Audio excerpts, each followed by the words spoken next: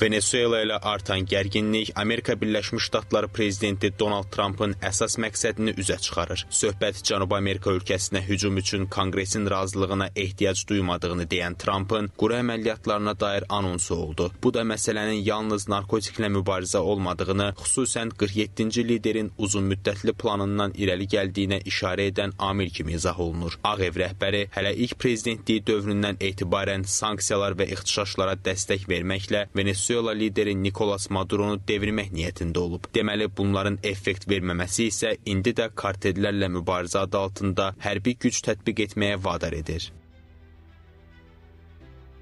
Prezident Trump şimala axın edən narkotik vasitələrin qarşısını almaq üçün bütün imkanlardan istifadə etməyə hazır olduğunu açıq şəkildə ifadə etdi. İlk Trump administrasiyası dövründən göründüyü kimi o, Venezuelada artan təzyiqlərdən, miqrasiyaya məcbur qalan insanların hüquqlarının məhdudlaşdırılmasından, vətəndaşların təhlükəsizliyi və artan cinayətlərdən indi daha çox narahat olub.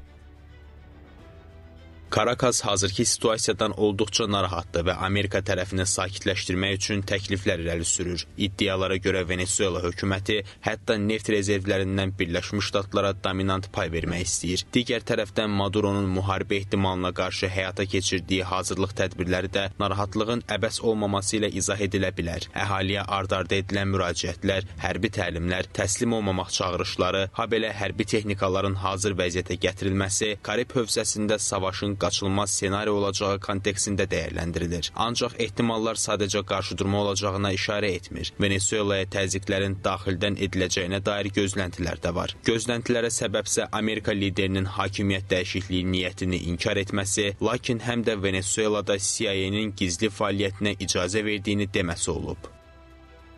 ABŞ hökumətlərinin Latin Amerikada hökumət dəyişikliyi etmək üçün gizli fəaliyyətlərinə dair uzun keçmişi var. Çili, Kuba, Nikaragua və digərləri. Venezuelada isə prezident Trump daha fərqli yol istəyir. Onun gizli fəaliyyətlə bağlı məlumatı ictimaiyyətə açıqlaması isə xüsusən Maduroya mesaj vermək məqsədi daşıyır.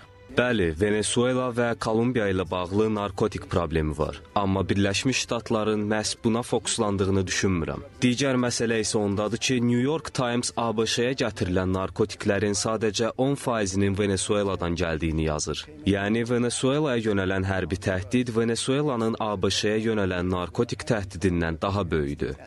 Diqqət çəkən məqam həm də Birləşmiş Ştatların daha bir Cənubi Amerika ölkəsi ilə də münasibətlərinin pisləşməsidir. Ağ Ev Kolumbiya ilə pisləşən əlaqələrdə də əsas səbəb kimi narkotik amilini irəli sürür. Ekspertlər isə iddia edirlər ki, bu Kolumbiyanın ötən ay İsraillə bağları tamamilə qoparması, həmçinin Venezuela ilə əlaqələri gücləndirmək cəhdlərindən irəli gəlir. Bu, həmin ölkənin qlobal cənuba yönəlməsi kimi də şərh oluna bilər.